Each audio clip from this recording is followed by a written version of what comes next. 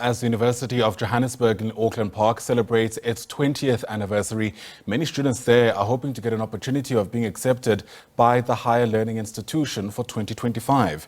SABC News reporter Hasina Gori is at UJ.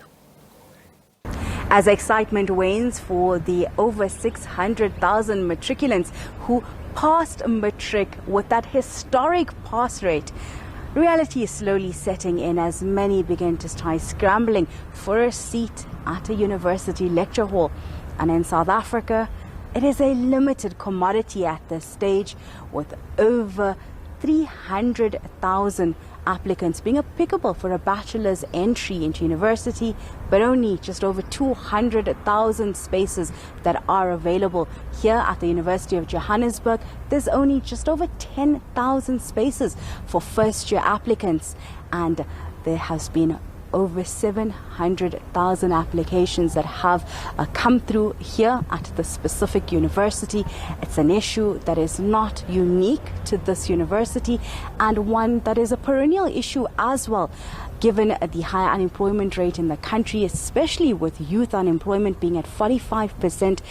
Those that want to get employed are looking to get that university degree. So statistically, they have a higher chance of getting employed. But here at the University of Johannesburg this morning, I want to bring into the conversation the Vice Chancellor, Professor Mpedi. Thank you so much for joining us. Let's start with getting a picture of the numbers of what we're looking at when it comes to first-time applicants here at the University of Johannesburg. Thank you very much for this opportunity. As you've rightly pointed out, this year we had an amazing over 600,000 applications of individuals, from individuals who would like to study with us here at the University of Johannesburg for just over 10,000 seats. As you can imagine, there are many unhappy applicants because we can only accommodate so many students.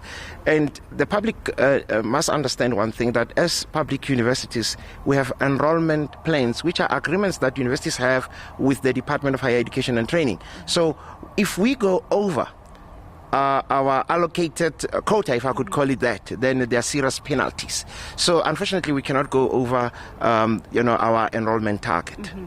We know that this university is 20 years, yes, being the University of Johannesburg, right, from the former Rao. How has the process been for registration? How has that evolved over time? We don't see the lines that we usually see outside today. So what has changed, and how are some of these innovations assisting to streamline the process? Yes, we are celebrating our 20th anniversary this year, and as I always tell the UJ stakeholder community, that the celebrations will run until the 31st of December this year. There's so much to celebrate, and one area where we're really grateful for our innovative staff is in the area of registrations.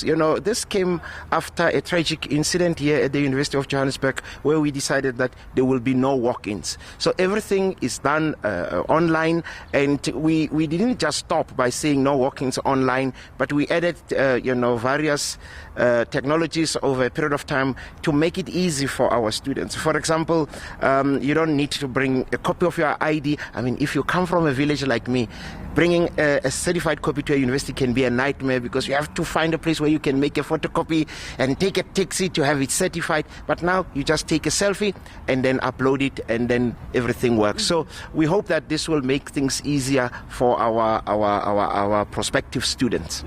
We look forward to the celebrations for the year, but also welcoming in those students that are here. But I want to bring in to some of the other issues that we have. We know that this is the traditional route for universities, and I want to bring in the registrar with this conversation of what are the other alternatives for students that may not find themselves able to come into the traditional route. TVET colleges might also be something they're not finding spaces in. What are some of the other alternatives that maybe University of Johannesburg has on offer? Yeah, thank you for that. I think that's a critical question. It's an exciting time. This period is an exciting time for a few students, and it's unfortunately a very sad time for many students. As was mentioned, the number of applications that we get, the number of spaces that we can fill. At the University of Johannesburg, we've also have a number of programs which are either online or non-subsidized. Our Vice-Chancellor have actually spoken about our enrollment plan. We do have some programs and some qualifications that we offer which are not within that plan, so it's not constrained. Those we typically call our non-subsidized programs. We have a number of those. We have online offerings. So I really strongly encourage not just applicants at the University of Johannesburg that were not placed, but applicants throughout South Africa that did not get a space to look at that. You also mentioned TVET colleges and so on, and I think that there's a perception out there and a very strong pressure that if matriculants do not get into university, somehow they have failed. And that is not true. There are people that have incredible talent in terms of artistry, artisans and so on. I think our TVET colleges, artisans and so on, there's a very big role to play there. So depending on what you want to become, but I don't think that, not getting into a university is certainly not the end of a brilliant, bright future for our matriculants.